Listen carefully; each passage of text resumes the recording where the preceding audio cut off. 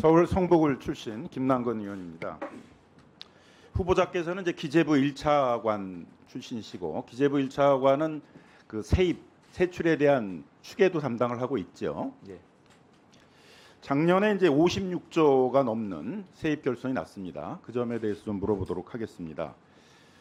그 대규모 세입 결손이 났는데 2023년 8월 작년 8월 달에도 추경호 기재부 장관이 무난하게 2022년보다는 한 1% 정도 더 국세 수입이 늘어날 것으로 전망된다 이렇게까지 이제 예견을 했습니다.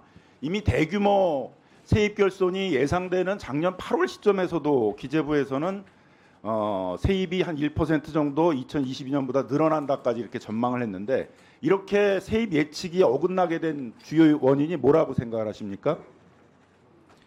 23년의 경우에는 그 22년 하반기부터 기업 실적이 예측보다 굉장히 나빠졌습니다. 그래서 그 기업 실적 예측이 나쁜 거는 이미 2023년 상반기에도 다 확인이 됐던 내용이잖아요. 근데 이미 8월이 된 그 시점에서도 세입이 늘어날 거로 예상한 걸 보면 너무 이 아마추어적인 예상을 한 거 아닙니까?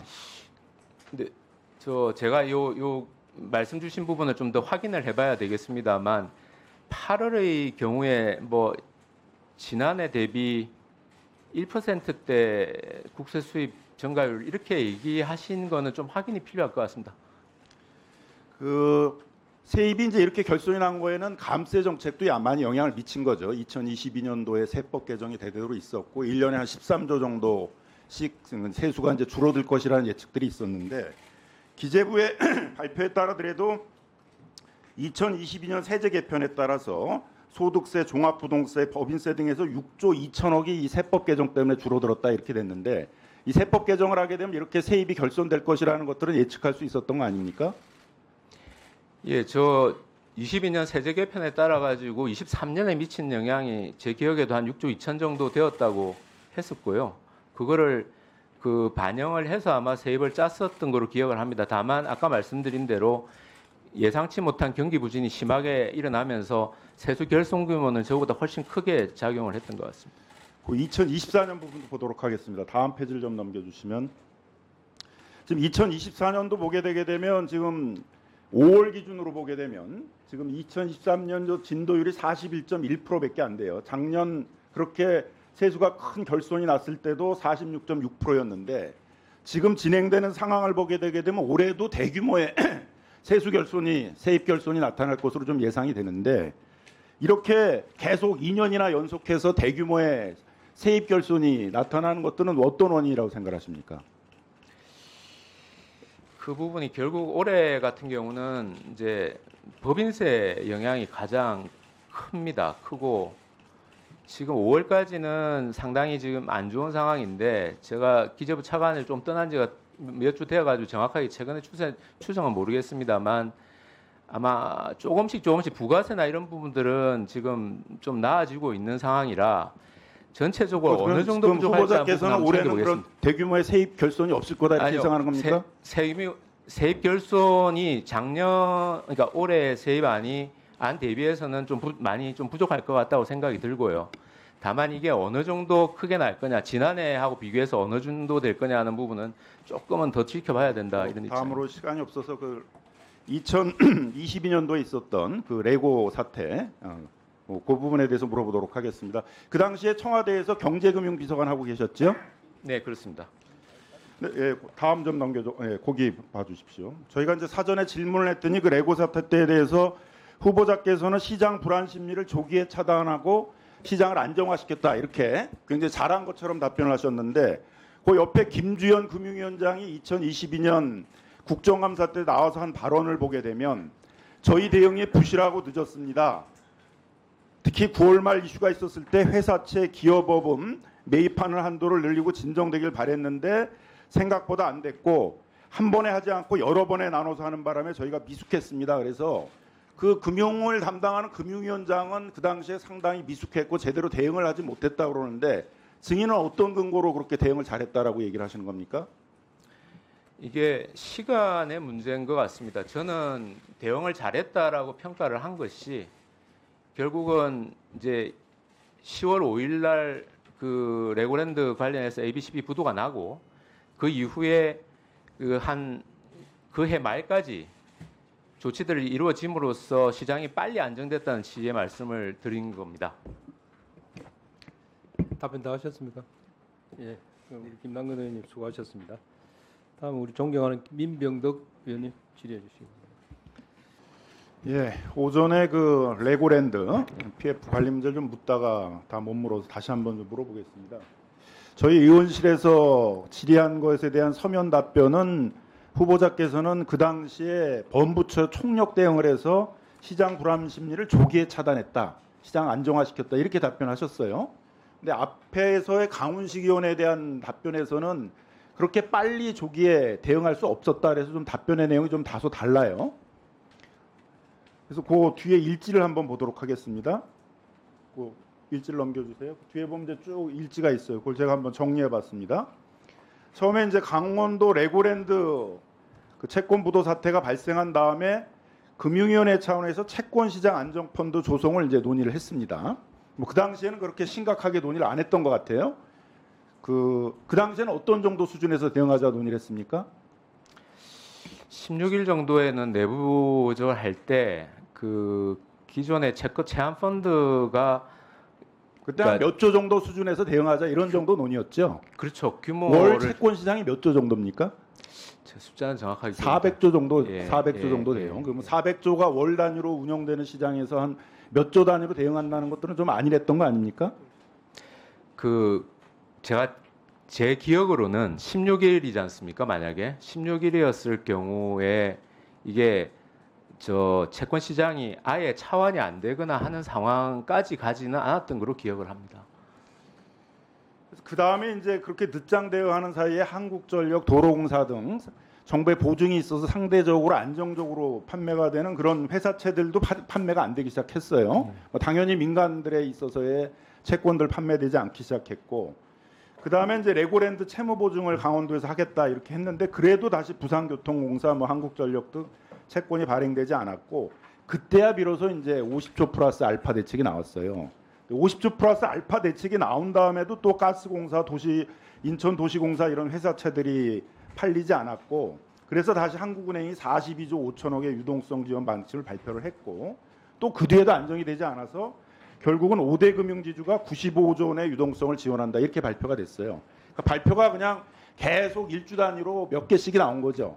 그래서 한 4개, 5개가 나온 후에야 이제 겨우 공사채 같은 것들은 이제 판매가 되기 시작했고, 지금도 이제 그 당시에 있어서의 채권 시장 불안정 상태들을 보면서 민간 건설 회사나 이런 민간 기업들에 있어서 채권들은 잘 팔리지 않고 있는 그런 상태인 건 알고 계시잖아요. 그럼 이런 상태에서 증인이 그때 경제금융비서관으로서 아까도 지금 강훈식 의원 그 질의에 대해서 계속 모든 회의에 다 참가를 했었다고 그랬잖아요. 그럼 이걸 증인의 그 서면 답변처럼 조기에 안정화시켰다, 잘 대응했다라고 얘기를 할 수가 있습니까? 뭐 이 점은 그 금융위원장이 2022년에 그 국정감사에 나와서 답변했던 것처럼 정부가 제대로 대응하지 못했던 거고, 부실 대응하느라고 결국은 채권 시장에 대한 불안 심리를 키웠던 게 사실이잖아요. 맞습니까? 제가 아까 답변 드린 거의 취지를 다시 한번 말씀을 드리면, 지나고 봤으면 만약에 이렇게 사태가 아까 계속 앞에 하- 지적했듯이 하- 명확하게 잘못됐던 거에 대해서는 명확히 잘못됐다고 얘기를 해야죠. 특히 증인이 책임을 맡고 있었던 세수 추계나 이런 레고랜드 그 PF 관리 문제나 이런 데서 명백한 실패라는 것들이 드러났는데, 자기가 맡은 일도 제대로 못하는 사람이 다른 금융위원회 위원장으로 온다고 그러는데 그게 신뢰가 생기겠어요? 더더욱이 온다고 그러면서 자신이 잘못한 거에 대해서는 명확하게 평가도 제대로 하고 있지 못한데, 어떻게 생각하세요? 레고랜드 사태 외에 PF 관리를 제대로 대응하지 못한 거에 대해서는. 그 당시에 부족했던 부분, 조금 더 빨리 과감하게 대응을 했었으면 더 좋았었던 부분들을 교훈으로 삼겠습니다. 자, 자영업체에 대해서 물어보도록 하겠습니다. 다음 장 좀 넘겨주시죠. 자, 표에서 보는 것처럼 이제 코로나19 때 그 감염병 사태 때 자영업자들이 영업을 못한 거는 자영업자 잘못은 아닌 거죠. 감염병 사태를 막기 위해서 사회적 격리 정책을 쓰다 보니까 영업을 못한 거잖아요, 그죠?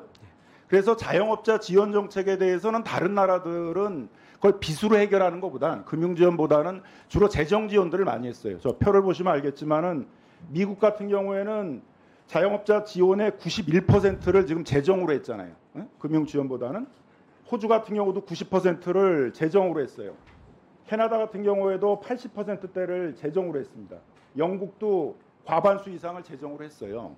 근데 우리의 경우에 있어서는 재정으로 하는 것보다는 주로 금융 지원을 중심으로 했어요. 저기 표에서 보는 것처럼 61%를 주로 금융 지원으로 하다 보니까 저게 고스란히 지금 자영업자의 빚으로 남아서 자영업자의 빚이 지금 1,000조가 넘는 이런 사태가 됐던 겁니다.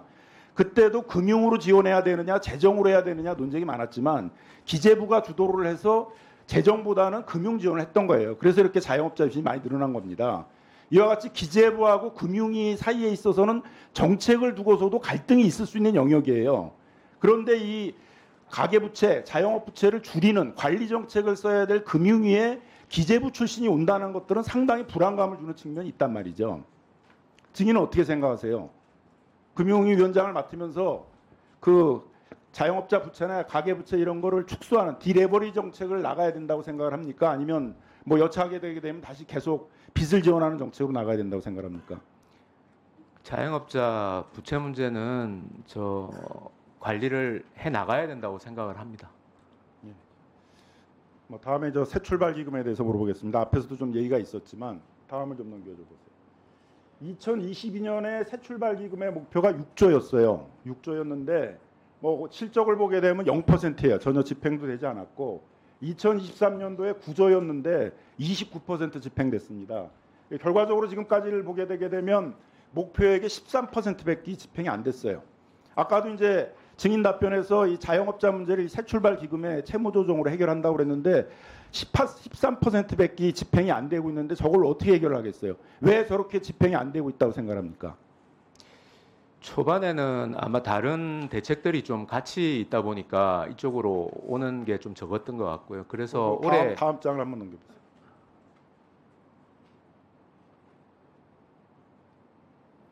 뭐 이게 녹음이 안 나와서 이제 영상만 봐서 그런데 자영업자들의 대체적인 얘기가 뭐냐면은 새 출발 기금을 이용하려고 하게 되면 연체를 해야 된다고 연체를.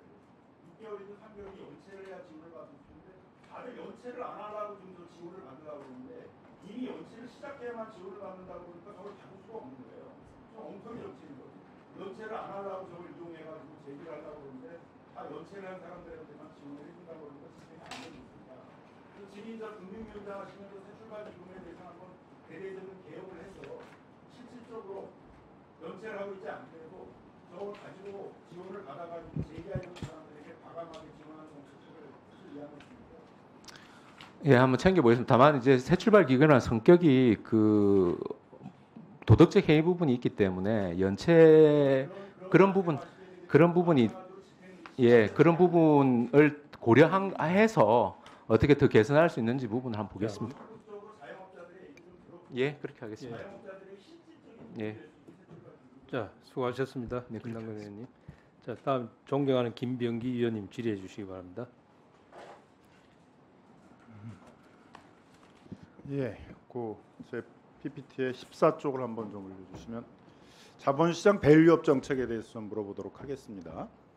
자본시장 밸류업 정책은 이제 코로나19 이후에 일본의 주식시장은 한 22% 정도 상승을 했는데 뭐 한국은 한 11%나 오히려 감소하고 이런 모습들이 보여지면서 이제 우리 개미 투자자들이 또 많이 분노를 하고 있고 뭐 그런 정서가 반영되고 있다고 생각합니다.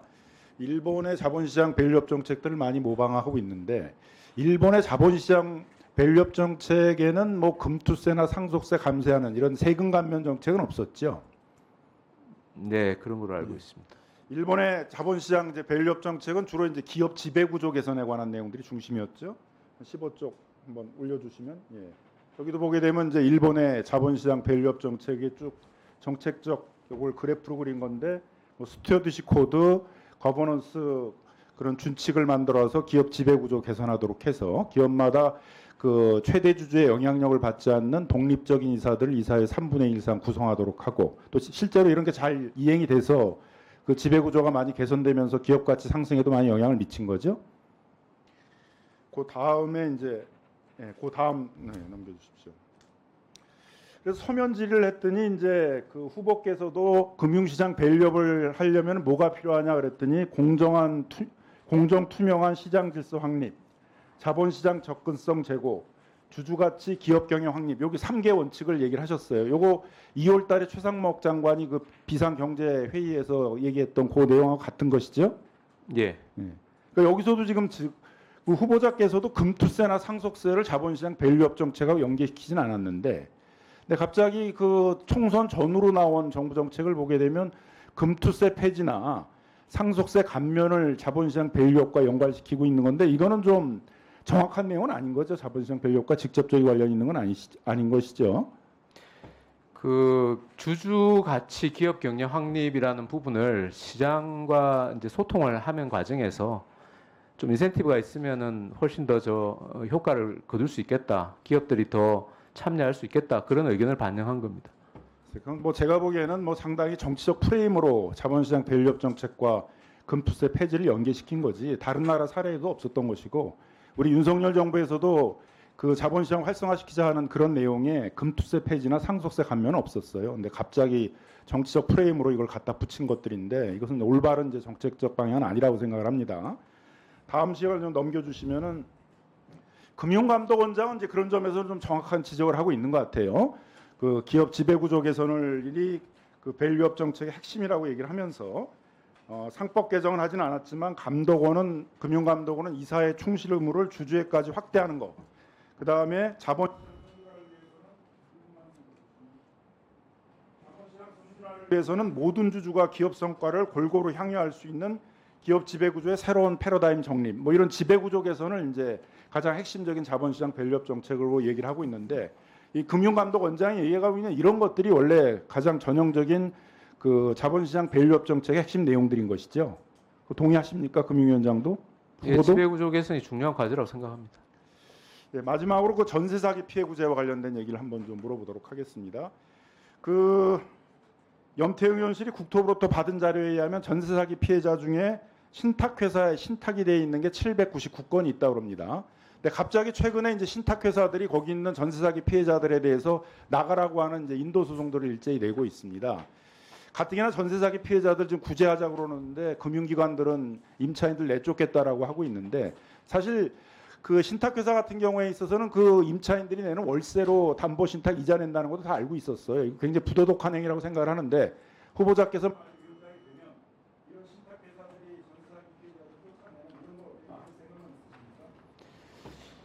한번 현황을 한번 체크를 해보겠습니다. 예, 예, 예, 예, 예, 예. 일단 파악을 해보고 방안을 한번 찾아보겠습니다. 예, 다음에는 존경하는 김용만 위원님 질의해 주시 기 바랍니다.